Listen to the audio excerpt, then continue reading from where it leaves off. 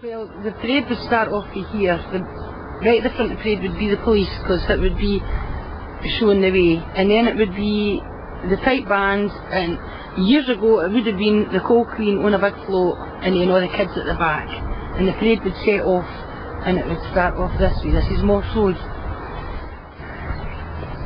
Years ago, when it was the miners that ran the gala, there would be a coal queen, and she would be picked for the village to go into a bigger pageant representing the village of Fallen Pit, and it would be a night in the club where they would have a dance, and to enter your father had to be a miner or your grandfather had to be a miner, and they would go up to dance anybody that wanted to enter as the coal queen, and the judges would go about the floor tapping their shoulders, and if they tapped their shoulders they could go up to the stage, and it was for there that they were picked as the coal queen.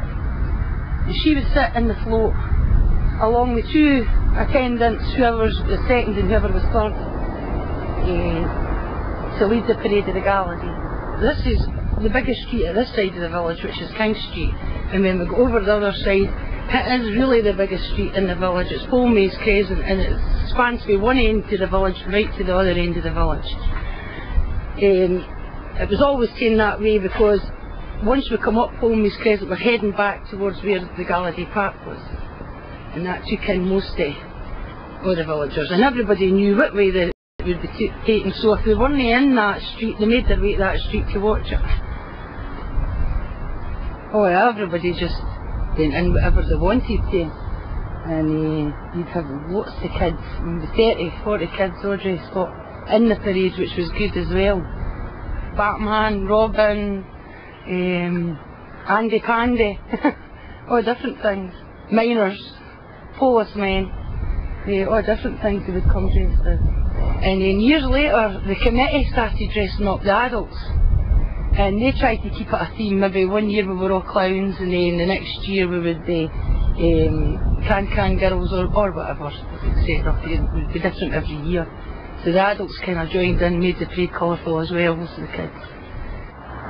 Polmays Crescent is the largest street in the village.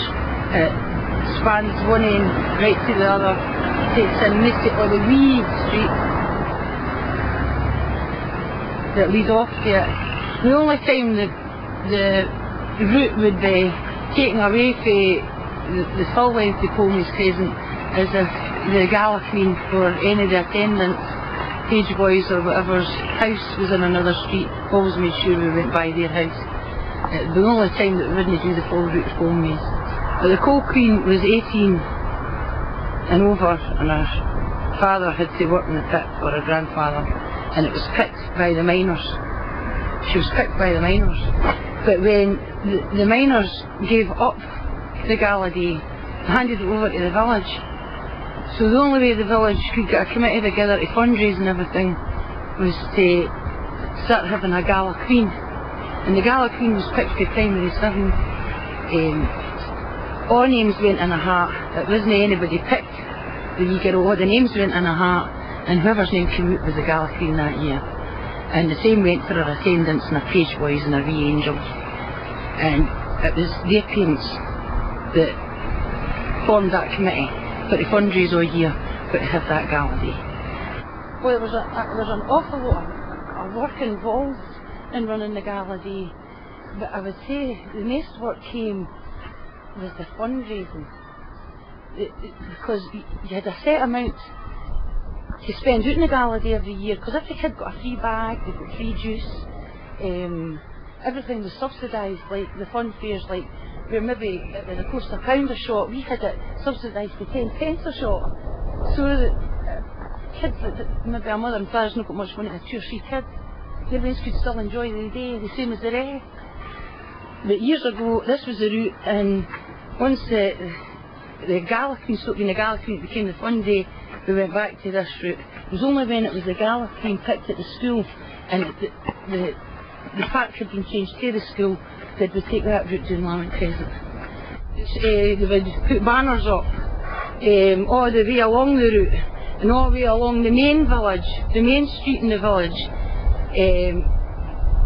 We never ever took that route down the main street of the village because of the traffic.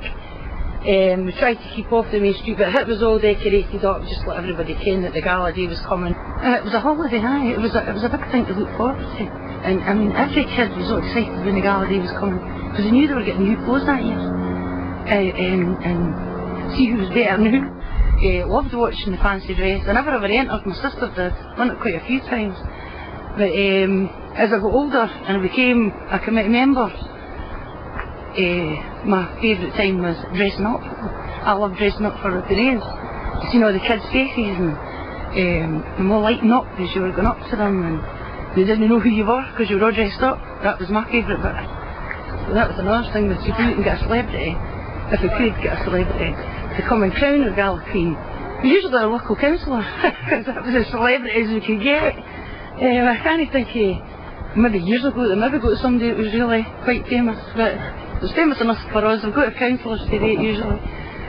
But when we got to this point, the pipe band would break up, the float would take the Gala Queen in, and then as they walked into the Gala Queen would come first, and then all the kids would come at the back with their parents as the Gala Queen went in. She was usually driven in with a taxi. Then she would go off the float, because this isn't wide enough to take the lorry.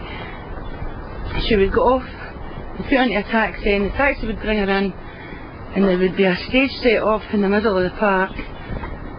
But as you came in here, as the Gala Queen went away, there was tables all the way along here, and the kids stopped here, and they went along and they would get juice, milk, or they would get, and then they would get a bag, and inside the bag would be all the goodies like the cakes and sweeties and the crisps and all that. And then years ago, when it was the minors, you got sixpence to spend.